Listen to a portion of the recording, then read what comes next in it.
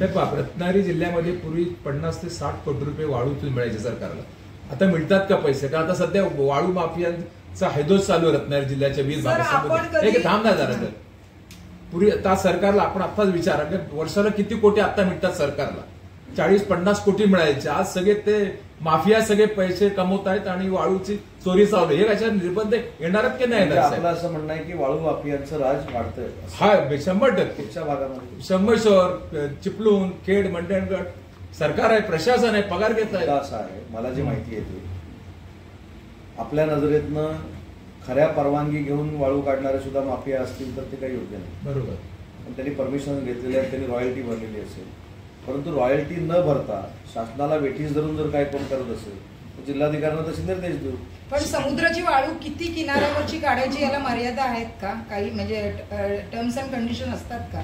कारण आपण एक दौरा करा सर, पांढऱ्या समुद्रावर पूर्णच्या पूर्ण 2 विहिरी खोल अशा संपूर्ण किनाराच खोदलेला आहे. भविष्यात तिथे पाणी येणार आहे. या संदर्भामध्ये त्याला परमिशन आहे की नाही पहिले मी तपासून घेतो. कारण ह्या सगळ्या गोष्टी करत असताना काजी साहेब परमिशन घेतली पाहिजे हे निर्विवाद सत्य आहे. परंतु आपण जसं काही उद्योगधंदे करून आपले चरितार्थ सांभाळत असतो तसं काही मच्छीमार लोकांचा, काही गरीब लोकांचा त्यांच्यावर उदरनिर्वाह चालतो. त्याच्यामुळे त्यांनी परमिशन घेतली की नाही तपासून घेऊ. प्रश्न असा आहे आपण हातपाडीची परवानगी घेतात. हातपाडी परवानगी कुठेतरी एखादा सेक्शन पंप लावतो असं परिस्थिती आहे. पण हातपाडीची परवानगी त्यांनी घेतलेली असते. प्रश्न असा आहे ते पंप असेल तर आपण त्याच्यावर देखील कारवाई करायला सांगू. फक्त माझं असं म्हणणं आहे की एखाद्या मुवमेंटमुळं एखादा घटक स्वतःच्या अर्थकारणापासून बाजूला राहू नये. त्याचं कारण काही लोकांचं हातपाटीची जी परमिशन घेतात त्याच्यावर त्यांचं पोट आहे.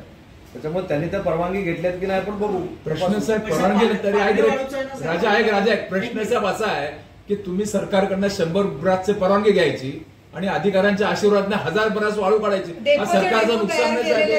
हे नुकसान आहे. तलाठी सरकार चिट्या मारायला पुढे असतात आणि अधिकाऱ्यांमधला मतभेद होता. नाही काही मतभेद. प्रश्न विचारलेलं उत्तर पण तुम्हीच द्या. नाही घ्या बोला. मी काय सांगितलं, हातपाटीचा वाळूचा धंदा हा अनेक लोकांना रोजगार देणारा धंदा आहे.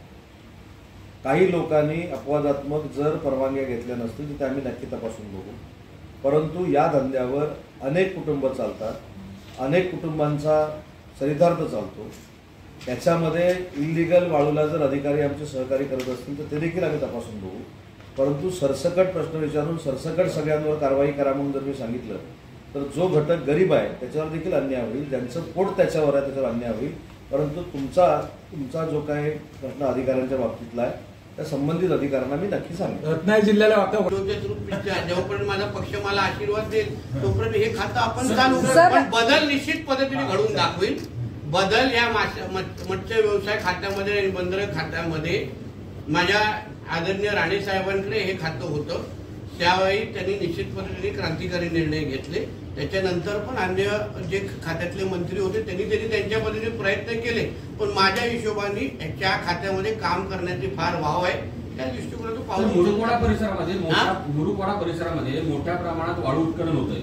जवळपास 15 ते 20 माहिती मागितली त्या संबंधित. बघा अनधिकृत काही अनधिकृत अवैध काही होत असेल तर अगर त्याचा थांबवलं जाईल.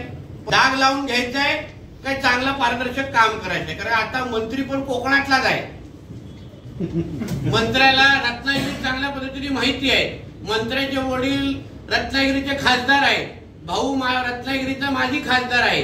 आम्हाला ही माती समुद्र बंदरे चांगल्या पद्धतीने माहिती आहे. म्हणून माझ्याकडे माहिती देण्याच्या अगोदर यांनी 2 वेळा विचार करायला पाहिजे. कारण आम्हाला क्रॉस चेक करण्यासाठी 10 विषय आहेत ना.